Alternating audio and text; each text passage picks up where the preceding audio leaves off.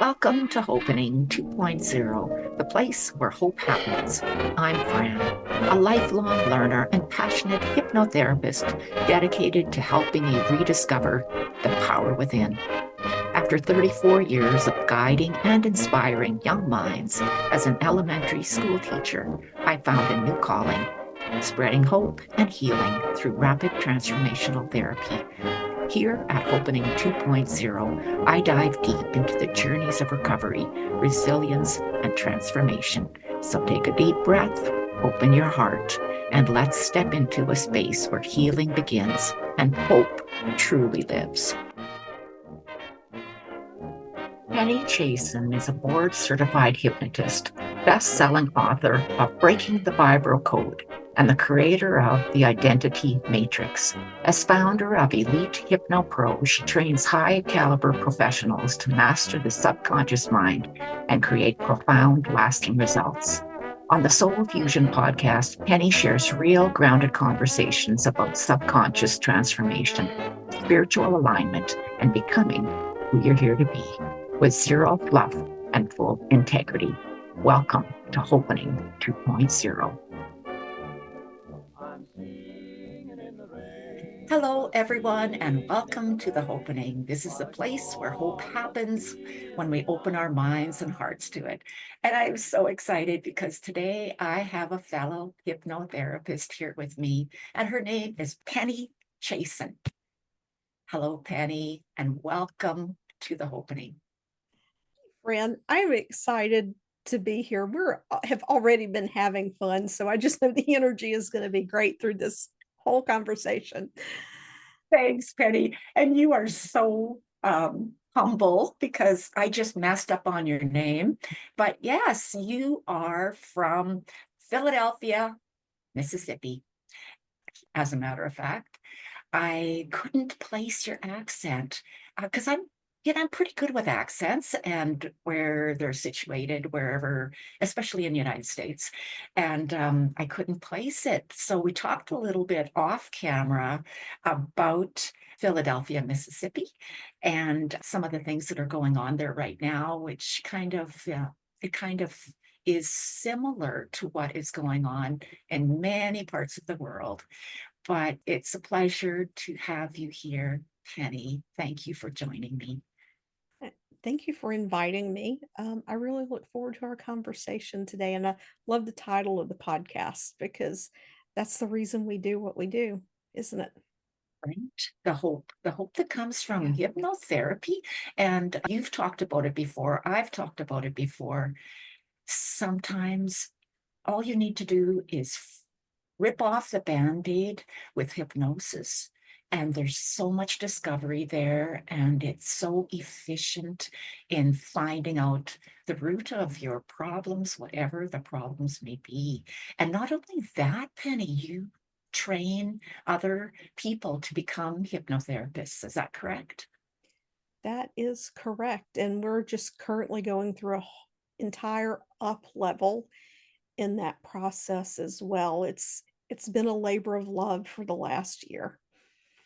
It's wonderful to hear that people are embracing the fact that there are other modalities of healing out there, and hope and healing is possible when we open our minds to it. So, Penny, you are a board certified hypnotist, and you talk about the identity matrix. What is the identity matrix? That is something that has come about over a period of time. Like most hypnotists, I was classically trained to start with, not in a root cause technique. And, I was taught about finding out about the client, their interest, and all of these things so that I could take scripts and using language patterns and that type of thing, customize a path forward for them and really just go back and forth and evaluate what was working and what wasn't working. I found that that frustrated me because when I had clients with emotional issues, I did not have the tools to deal with the emotional issues.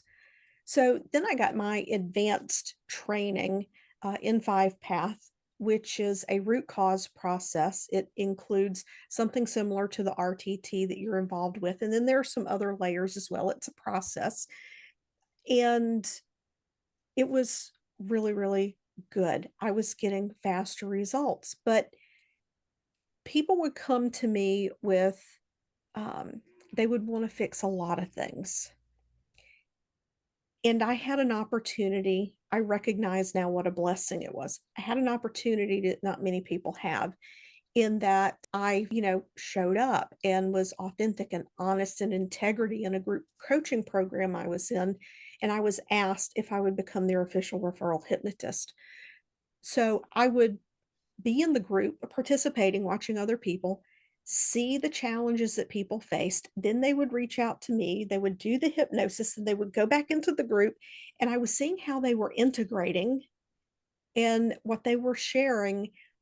And over time, I began to realize that this concept of identity that I had been taught, that identity is at the foundation of everything that we do.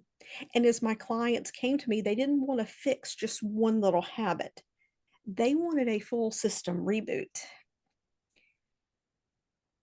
So it's a process where I began to take what I learned from it. It's basically Bateson's logical levels, Dilts and Bateson's logical levels flipped on its head, which I learned from a coach who is also a spiritual mentor. So I learned it from that perspective.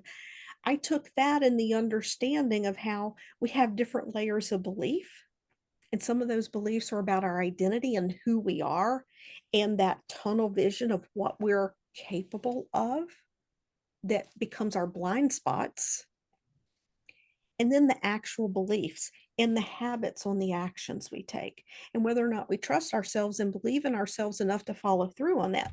So the identity matrix came out of that process of incorporating motivational interviewing, listening for where people verbalize what's getting in their way and what they don't say, which that takes experience to listen for what's being said and what's not being said, and taking that and formulating that into basically the suggestion work that's done and the thing that ties all of those things together, that becomes the trigger point, if you will, that we use resonance to uncover the root cause of that trigger point. And then through levels of importance to the client, we can address the things having the bigger impact. And when you address that bigger impact, the other things just start knocking down like dominoes. I used to say it's often like Jenga blocks. So you Exactly. take that one Jenga block out, and that the tower starts to fall. And so other issues actually rectify just by finding that one Jenga block that you need to pull out. So I like the way you explained that, because there are trigger points. There's multiple trigger points. We call it in RTT daisy chaining, right? Yeah. This leads to this, and I call it connecting the dots. And as a therapist, you can see it. You can see it. And plus, with practice and multiple clients, you can see it, how this quickly becomes why they have that issue that they've come to you about. So thanks for like explaining that. But you talk about identity. You weren't always a hypnotherapist. So if I were to back up a frame of years, let's say I'm thinking that you're in your 50s. So let's back up to high school. If I were to Oh ask, boy. right? If I was to ask your best friend in high school what you were like in high school and what your dreams and aspirations would have been in high school, what would they tell us? Well, you would first probably be hard pressed to find a best friend. Last year, I found out I am neurodivergent, which explains a lot. I had a lot of friends, but never really fit into one place, um, in that. But anybody who knew me well knew that I was all about pinups on my walls of Lamborghinis and fighter jets. I wanted to be the Navy's first female fighter pilot, but I ended up with glasses, so that didn't happen, which kind of left me a little lost and confused, to be honest. Very cool. But I think about what we do have up, and behind you, you have an eagle. Oh, no, it's an owl. It's an owl. So, which really does represent, I think, who you truly are, your true identity. So, after high school, when you wanted to be a fighter pilot, to fly, you chose a different path. What was the career path that you did choose? I ended up choosing nursing. And it's a little bit of a convoluted story of how it got there, but basically it started with me getting rear-ended on my way to summer school at university, and uh, a professor graciously giving me a D in an organic chemistry class so I wouldn't have an F. And I went full time. I worked at Sonic Drive-In. I had been car hop of the year. They promoted me to assistant manager at another restaurant because I knew the place inside and out.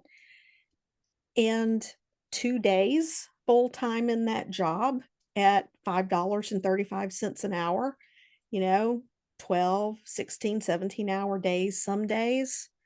And just I was like, "No, I'm out of here." And my mind remembered in high school, I worked as a switchboard operator at the local hospital. And one of the ladies who was over collections, it's a very small town, everybody knows everybody. She would sometimes have me come in and help her with paperwork, and she had offhand mentioned one day, Penny, you really should be a nurse anesthetist. Our nurse anesthetist here is able, I know her, she talks all the time. She saves $2,000 a month. Now, think about this. When I was in high school, $3.35 was minimum wage. But as a student employee, I only got paid $2.35 an hour. So you're telling me saving $2,000 a month in 1988, 1989? I guess it stuck. And I thought, you know what? I'm applying to nursing school. And within 2 weeks, I had applied to every nursing school in the state. I already had an associate's degree. And it was more about n- having versatility and knowing that I could support myself, because it was immediately clear to me in that moment that being in a position where I could not financially get ahead and change my circumstances was not an option. I mean, it's the reality of rural Mississippi life. I grew up in a trailer park. I was a teacher, a school Mhm. teacher for 34 years. And I think you were a registered nurse for 25 years. I chose school teaching. At the time, it was because my little brother was born with Down syndrome. Yeah. So I just wanted to be a special ed teacher to find out how to teach kids like my brother. Um, the economy changed.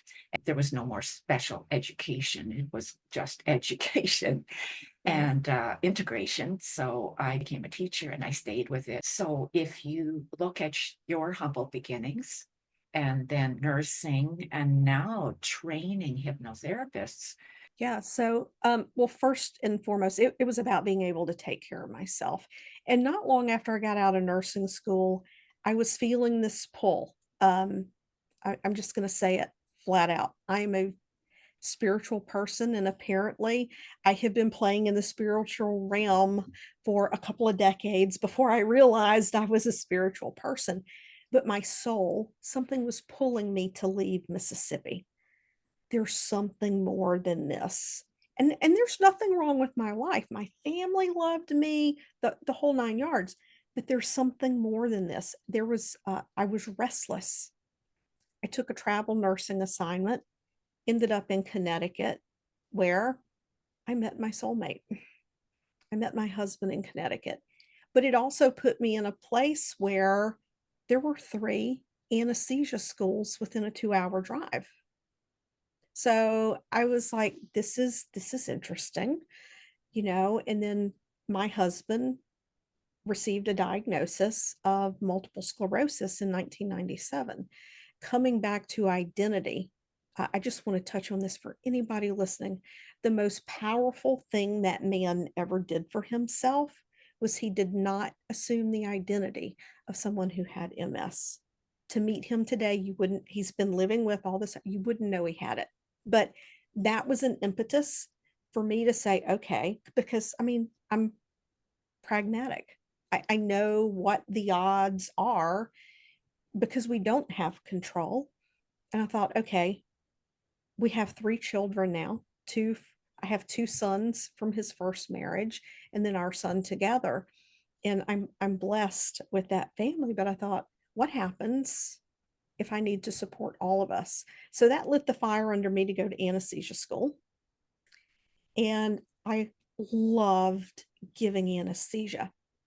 And I'm in this hospital in Eastern Connecticut where people thought I was crazy. I drove 40 minutes to work. I said, that's nothing. In Mississippi, you drive that all the time.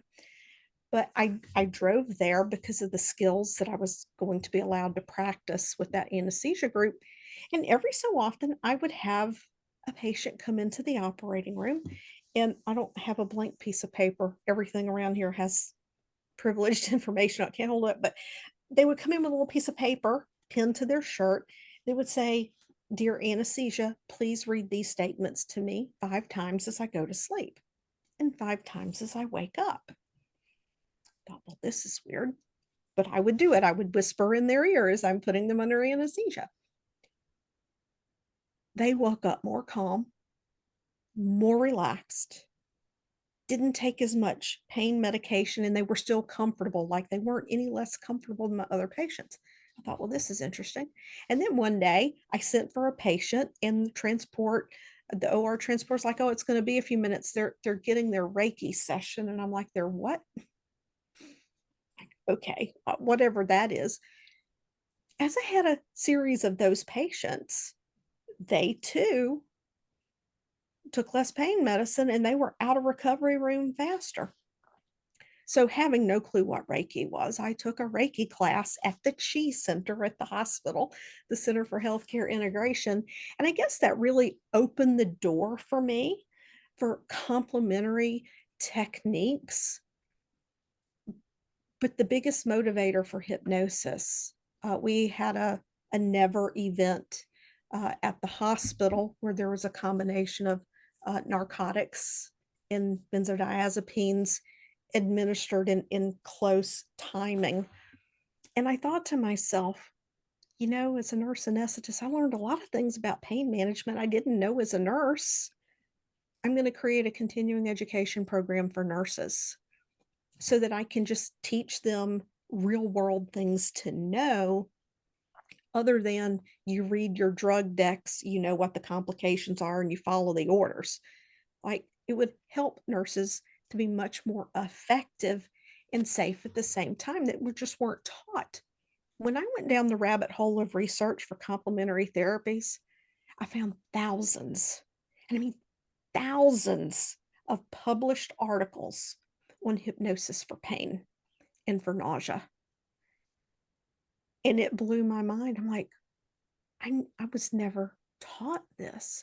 And fast forward 6 years later, I had finally found a training that was taught by another nurse anesthetist. So it wasn't just the hypnosis piece, it was understanding the science and the physiology behind it. And I went in there wanting to just understand more. And on the 5th day, I walked out knowing unequivocally, I have to tell people about this. It was just my soul again. Things just lining up. And that was the beginning of where I am today, was bringing hypnosis into working the way I talk to my patients, the things I said when they went to sleep, the things I said as they woke up. Yeah. That's a beautiful story. You talk about your husband having MS way Mhm. back in 1997. Was there ever a point in his MS where it got to the point where his mobility was compromised, or his ability to do the work? Yeah, What? his diagnosed exacerbation was the one. It started out as a sensation, and then it evolved into pain. He thought he was having a little bit of a low backache. He was a nurse. He thought he was having a little bit of a low backache. And actually, it was the MS. And come to find out, he had probably had 3 to 4 exacerbations before that. They just weren't that bad, and he just assumed he was having low back strain. That's what the neurologist told him, but that first exacerbation, he ended up with weakness on one side and lack of sensation in the other. We have a term for that. It's called Brown-Sequard syndrome, where it affects sensation on one side and muscle innervation movement on the other. But we were pretty lucky around that time was when a lot of these newer medications came out. And, even though they were a little rough, every week it felt like he got the flu when he took it. It allowed him to be functional and, other than just odd little things, he's been blessed. That's all I'm going to say because when I open my mouth, things manifest into my life, and that's all I'm gonna say. We've been blessed. And I believe your energy also, and your belief in the power of manifestation and the power of words and the power of intention absolutely helped him. Like, I don't know if he ever had a hypnosis therapy with you or not, but I think just being there in your presence would have helped Yeah. him. Yeah, I didn't know about those things back then. I did believe that, you could speak your life into existence, but it's one of those things that I was only aware of from time to time. I really didn't have the understanding of it until I did my hypnosis training in 2013, and I just want to give the individual recognition because he transitioned on Christmas Day this past year. It was retired Captain of the Navy Michael Ron Esslinger. He was a catalyst in me doing what I do today. I Yeah, am sorry for your loss. And thank you to him for yeah, just being your support. I remember listening to one of your podcasts where you do talk about manifesting an incident because your husband tended to enjoy keeping clutter or whatever it was in the house. Can you tell our viewers about that? Because I- it's fun, and it speaks to him as a person, but yeah. it also speaks to your what you just talked Ye- about, the power of manifesting. Yeah, I wouldn't say he keeps clutter. If he thinks he's going to need something, he won't let go of it.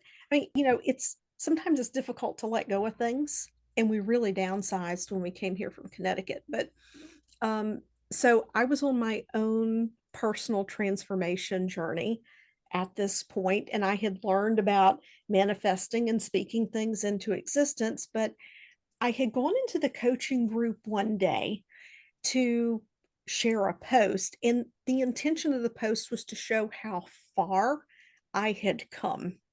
Because my first round in the coaching program, I had come in the group one day and I made a post and I was talking about, how triggered I was and how frustrating it was to me that I go to work. I work 3 13-hour days. It's an hour and 20-minute drive each direction. And after working 3 days in a row, I come home and like both sinks are full of dishes. And I wasn't even home to dirty any dishes. Like I've been eating at the hospital 3 days in a row. And I was really, really in my head about needing him to understand, you know, how tired I was and he didn't respect me because he didn't do the dishes. Now, the guy's managing a 40-acre farm.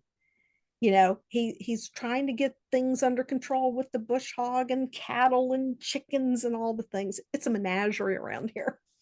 We got donkeys now too. But my mentor came in and he commented, he goes, I have friends right now. They lost their child several years ago. They would be grateful to have those dishes to wash. They would be grateful for a mess because it would mean they still had that child in their life. And that stopped me cold in my tracks. I was like, oh. So fast forward 6 months. I don't even remember what it was now, but I was sharing this just what had transformed for me. And I made some comment around, like, I'm just, it doesn't bother me that he wants to keep his stuff so long as he's not like being cranky and not letting me move it so I can clean, like, don't touch that, I might lose it, how we all get that way, right? Don't touch our stuff, we might lose.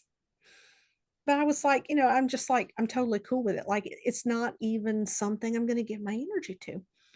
And someone came into the comments and, if you weren't a coach in that space, you weren't supposed to coach, but they were trying to like subtly coach me in there. And they're like, well, at what point is it going to be enough? Like, when do you stop letting this happen? And I came in and said, look, you just don't understand. This man stood behind me walking away from a six-figure job to start a business. Um, a little bit of clutter's not a big deal. However, if I could put a dumpster out in the front yard, I would have house cleaning, basically. I'm paraphrasing now. I don't remember the exact words I used then. And here's the way we manifest. We manifest when we speak something and we're not attached to it. Because if we're attached to it, we get into all of our thoughts and feelings around, is it going to happen? It's not going to happen. Whether or not it's scary or we believe it. So I said it and dropped it like a seed dropping from a tree onto the ground. I walked away from it. 6 weeks later, 6 weeks later, I'm in my office. My client's doing self-hypnosis. As soon as I end the session, I'm going to be turning off the lights and going home. So I sent him a message that I'll be leaving here in 15 minutes. I pick up my phone and there is a text message that says, the shop is on fire.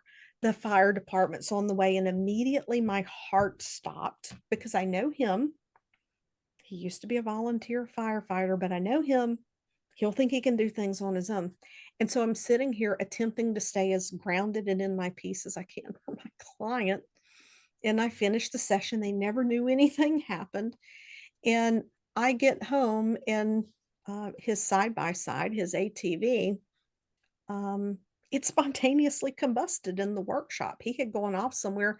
He came home and there was some kind of a wiring harness or something on it that short circuited. It was just a mess, but there was so much stuff that was damaged by smoke and had toxic soot from plastic burning. We had to get a dumpster so we could throw everything out. I manifested COVID too, because I said I needed 2 weeks away, unplugged from everything, and I didn't know how I was going to do it. And I should have said I needed 2 weeks vacation. I spent 12 days in the hospital sucking oxygen in the height of the pandemic. So Oh, goodness. be specific, and don't be too specific, but be specific when you manifest. I hear you because at one point it was just before Christmas, right? And I was tired and I needed a break from school. I said, geez, I can't wait for the break. I used that word, the break. And that Friday, when I took my kids to skating, ice skating, I slipped and fell and I broke my kneecap. And I was on a break for 6 weeks. 6 weeks it took to heal, and I was not in school. I couldn't walk, Yeah. right? Because Patellar fractures are not comfortable at all. no. And at that point, I realized the power of the word, to be careful what you speak, because there is power in the word. So, the manifesting, you be careful what you say. And I like what you said.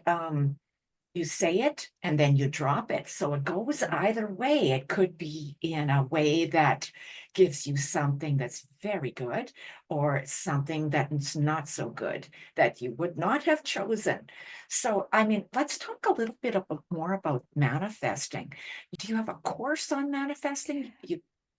I did a 3-part workshop back in January and have the replays of that. It's called Overflow. Yeah. Okay, so in this manifesting course, you teach your people who take the course. Is it an online? It's available any time of the year? It's available anytime. And one of the initial things we get into is, when we're saying things.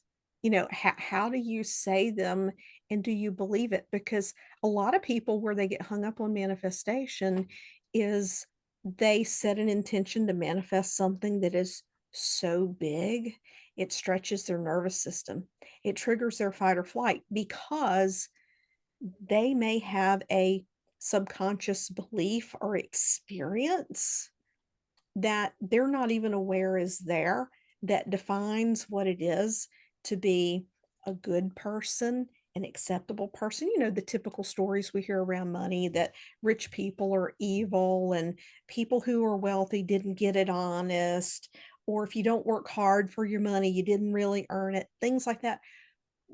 We can just see and hear things in life and we form a mental definition of what the people around us that we care about find acceptable. Like it never even has to be directed at us for it to trigger our nervous system in that way. So I one of the things I tell people is, you know, use a ladder of believability, but when you set that intention for that manifestation, we can't define how it comes to us, what it looks like. We have to completely let go of the how because I had a very big intention in that workshop of where I want my business to go this year. And two key things happened that if you had asked me what was going to open the doors for it to unfold, these two things would not have been on my, they wouldn't have been on my bingo card.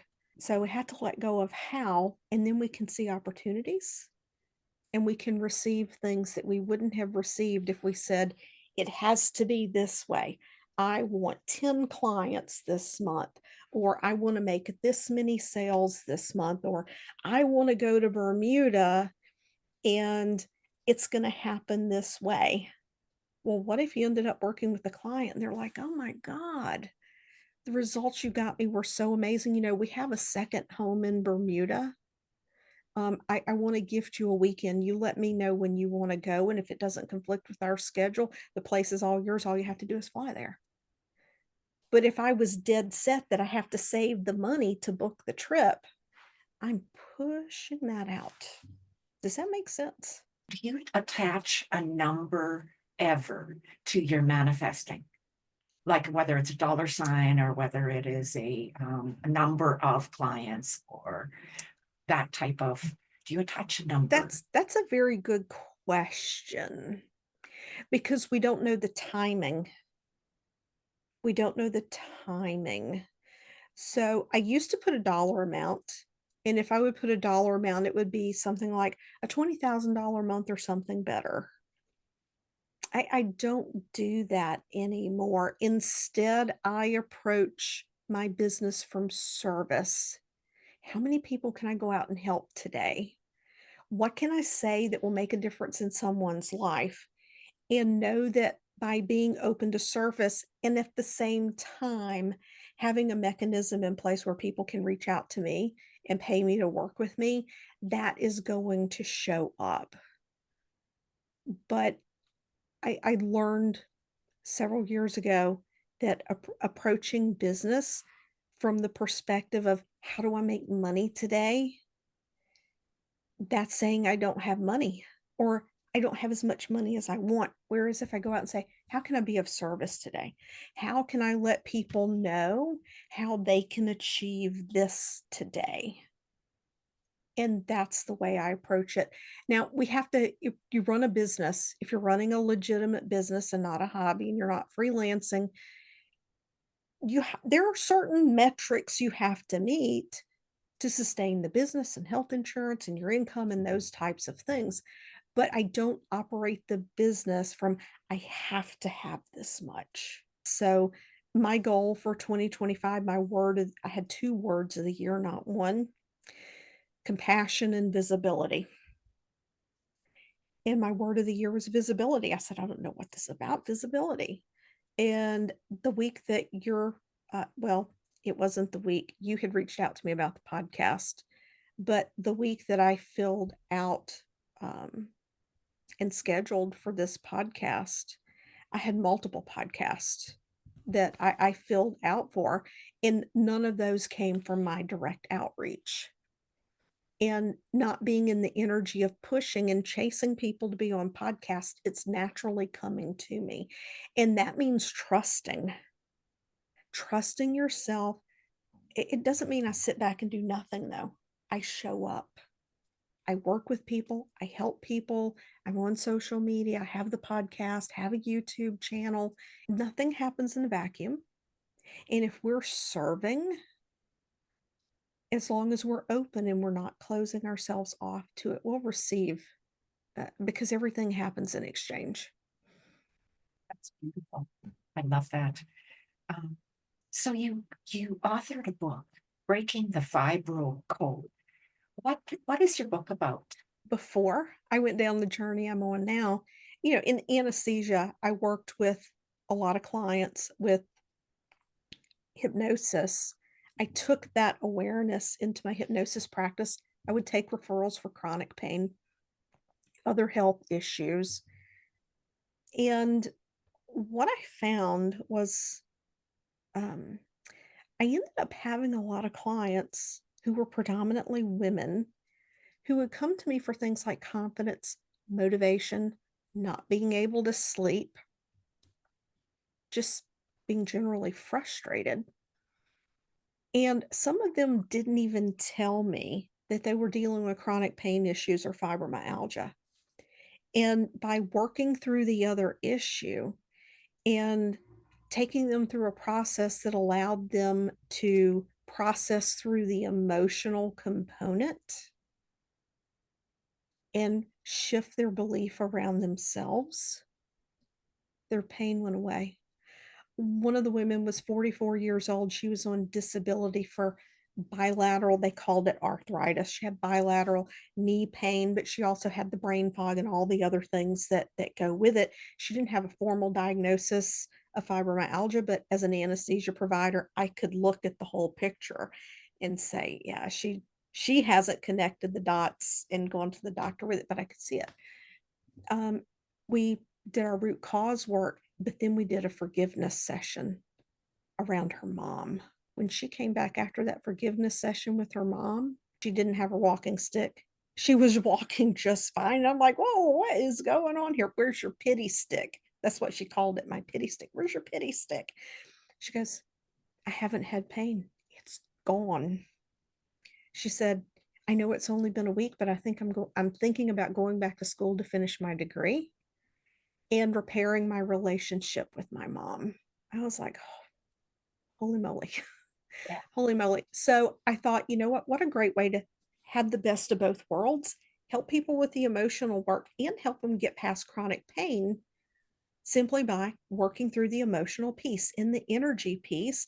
That way, I don't need a referral for the pain management. I'm not going to work on the pain management, but I could help all these women with fibromyalgia. They're carrying this because of the internal mental emotional stress. And people say, I don't have trauma. That's not true. But we don't realize the impact that what a lot of people, I mean, I grew up in this environment. I always thought this was normal. I was adopted. My parents divorced. I had step parents. There were just a lot of little things. It was normal life to me. If you asked me if I had stress, I wouldn't have thought so, knowing until I learned what I learned. But it would have been a way to help people have a better life, more energy, more focus, be with their kids, and without even addressing the pain, have the pain go away because I had evidence of it. Women with fibromyalgia are some of the most difficult people to gain their trust because they've been gaslit in the healthcare system for so long. Oh, it's just your hormones. Oh, you're just stressed. Oh, just exercise more. Do a little of this, do a little of that. And then when they interact with someone who says, you know what, I can help you, we'll release some mental, some emotional stress. When they're given that approach as an answer to their pain, well, now they're pissed off because you're telling me it's in my head. Because a lot of providers don't understand where these women are coming from and they don't know how to approach it in a way to get them to buy into it as a solution. Plus, they've been sold all the supplements, the detoxes, the hacks, and they just really don't have a lot of belief in it. So I wrote the book to gain the trust of people into the process, and by the time the book launched, I was totally full on into my spiritual journey, and it became all about helping people remember who they truly are, and to get out of all the imposter and the fears and things that hang us up. But I still have people reach out to me because of that book. And they're like, I don't want to address the fibromyalgia, but I do want to get rid of the anger, or I do want to do this thing over here. And it has a positive impact at the end of the day, either way. You talk about imposter syndrome. So you work a lot with professionals, people in high-end industries where, it appears as though they've got the self-confidence. It appears as though they're super successful. They've got the 3-car garage, multiple cars, and all of the rest of that shows success. And yet they don't feel confident, or they feel as though they have imposter syndrome, or they feel as though they don't deserve it, or they have these underlying issues that professionals you wouldn't think they would have, right? Because outwardly, it's really not visible.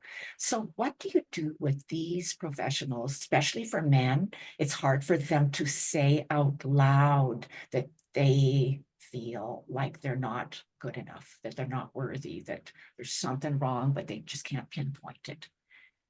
I don't think they even realize that it's an unworthiness, and 95% of my clientele are female. I do attract male clients from time to time, but they're usually in a place that I think that having someone from a feminine perspective who can listen and not judge them. But here's the thing. I'm not in that multi 7, 8-figure realm, but it's easy to sit back and look at people and say, "Oh, they got it made." That's a misconception. Money doesn't solve problems. While for them, it makes it easier for them to get access to resources to solve problems, a lot of times it doesn't happen, and I'll share with you why. I There's this beautiful soul who was a client, and now he's a business mentor. The work we did had such an impact on his life. It was like, hey, listen, if you're wanting to take this thing into the stratosphere, just anytime you need something, if I'm available, reach out. And he said to me in a coaching call one day where I was in one of his public spaces, he didn't say it to me, he said it to everyone on the call. He said, imposter syndrome is real and you have to live with it. You have to learn how to live with it. And I'm sitting there going, no, no, no, you don't. Because there's imposter syndrome and there's being in what I call in your growth zone, which is out of your comfort zone.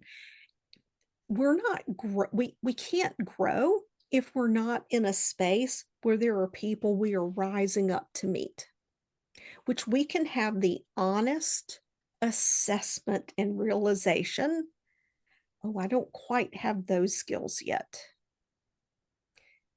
I need to move up to this to be up to that level. And sometimes we can kind of wonder legitimately and honestly, wow, they really thought I was ready to be in this room. Because when we realize how far we have to grow, it can feel a little intimidating. That's true when we step into something new for everything.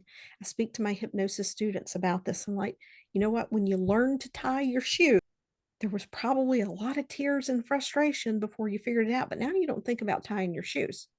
You can't apply how easy it is to tie your shoes without thinking to where you're going to be when you graduate hypnosis training.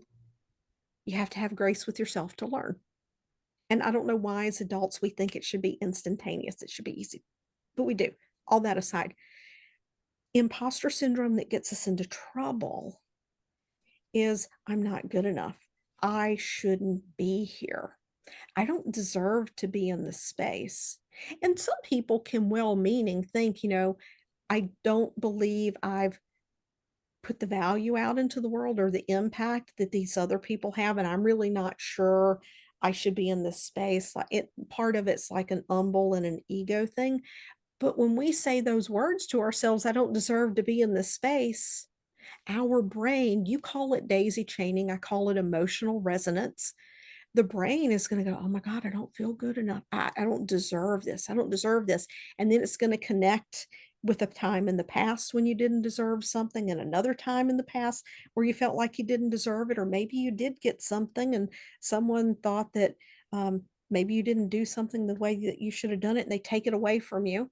I mean, how many times as kids on a birthday do we get a gift and we're like so caught up in that gift and then our little brother or sister and we don't want to share because we just got it. And it's like, no, no, if you don't share, I'm taking it away. And then you don't share, and the thing you've been given gets ripped away from you. And then we think, oh my God, I didn't deserve that.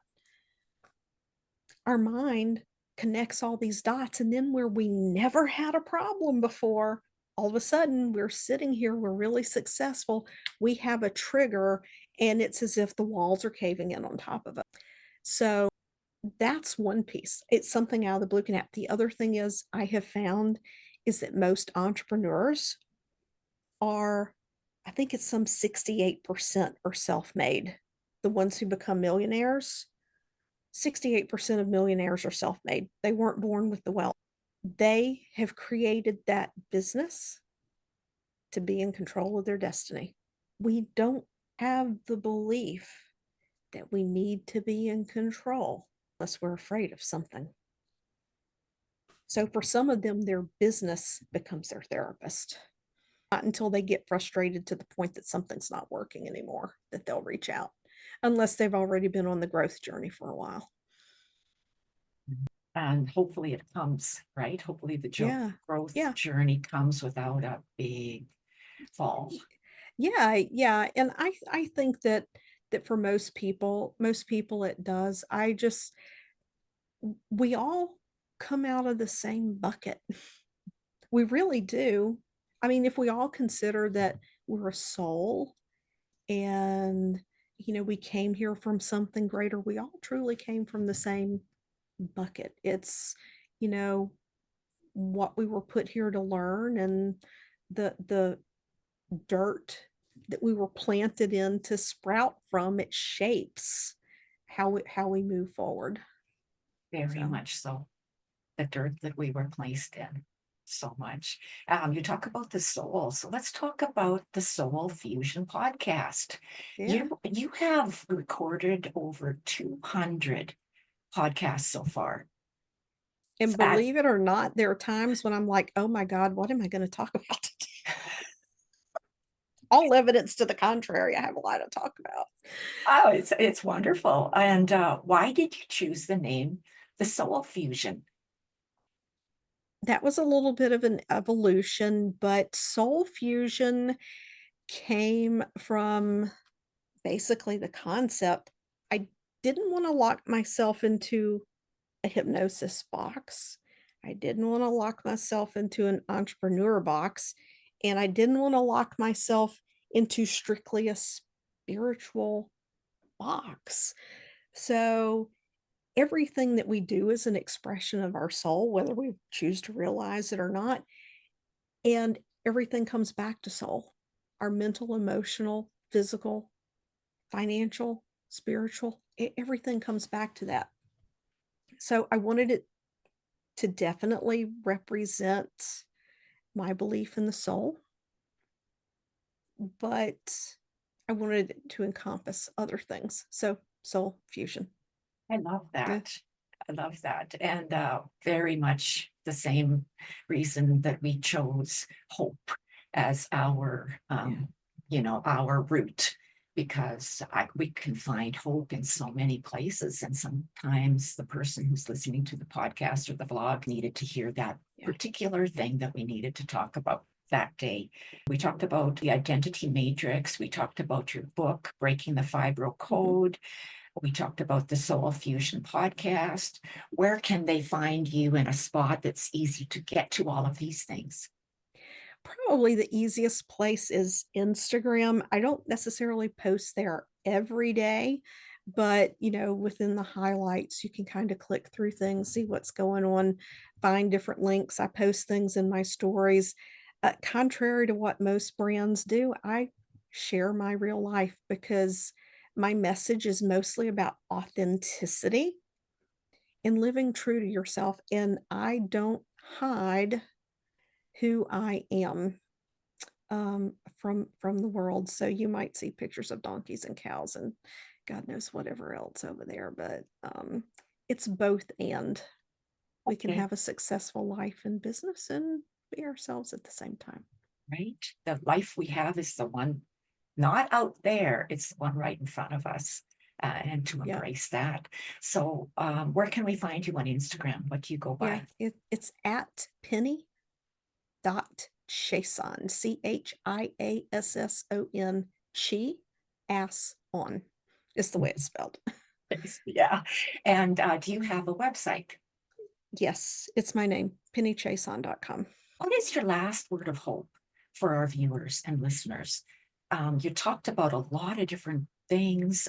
I just love your success stories. And what are some last words of hope? If you're listening to this podcast or you're doing anything seeking something better, your soul inside of you already knows it's there. You just have to believe and keep moving forward. That is beautiful. And you're a beautiful person.